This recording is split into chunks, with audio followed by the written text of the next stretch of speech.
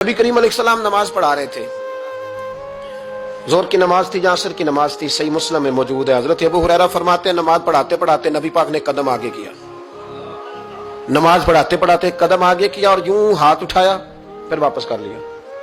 अब नमाज पढ़ के ना तो सलाम फेरा तो सहाबा अर्ज करने लगे, या रसूल अल्लाह सल्लल्लाहु अलैहि वसल्लम, वो नमाज में पैर भी आगे किया तो हाथ भी उठाया, तो वजह क्या थी? पहला सवाल तो यह है कि आप लोग नमाज पढ़ रहे थे या हुजूर को देख रहे थे?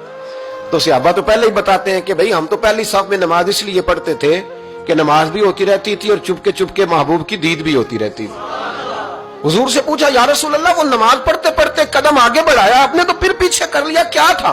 और हाथ उठाया तो फिर आपने नीचे कर लिया।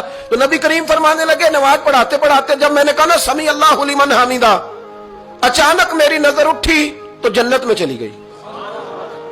नजर उठी तो जन्नत में, तेरे लिए 2-4 कदम अर्श बरी है। तो महबूब फरमाते हैं जब मेरी ऊपर नजर गई ना तो मैंने देखा कि अंगूरों का एक खोशा लटक रहा है जन्नत में। तो मैंने हाथ बढ़ाया कि तोड़ लूं।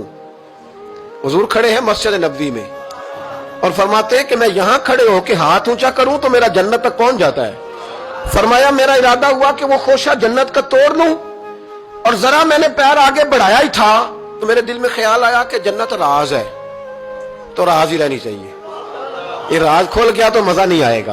तो मैंने फिर वो हाथ वापस कर लिया। सहाबा कहते हैं जब नबी करीम ने ये बयान किया तो हमारे चेहरे ने तजस्सुस से खेल उठे।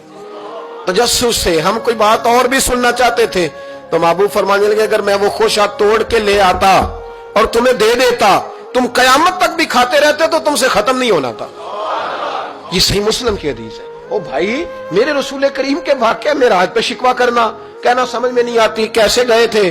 तो तू जो चाहे तो हर शब हो मिसाले शब असरा, इसलिए कि तेरे लिए 2-4 कदम